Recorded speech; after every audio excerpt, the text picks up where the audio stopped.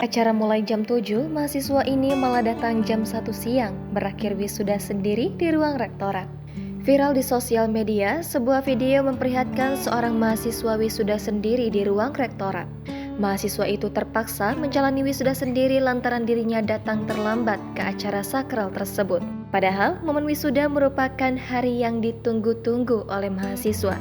Beberapa mahasiswa menganggap merayakan momen kelulusan ini secara spesial adalah keharusan.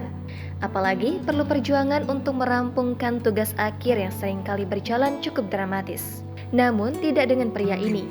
Ia terpaksa diwisuda sendiri lantaran datang terlambat ke lokasi wisuda.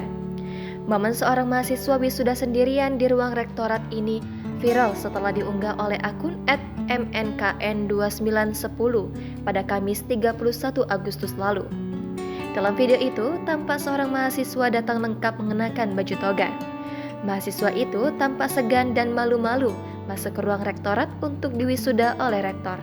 Ia menjalani wisuda sendirian di dalam ruangan itu lantaran terlambat.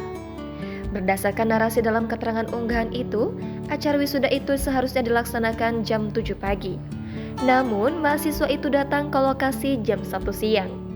Hal tersebutlah yang membuat pria itu tak mengikuti wisuda bersama rekan-rekannya.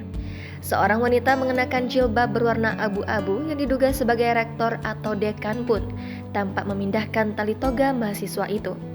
Momen itu pun membuat tertawa orang yang ada di dalam ruangan rektorat tersebut. Bisa dari sini kan, Pak? Bisa dari sini kan?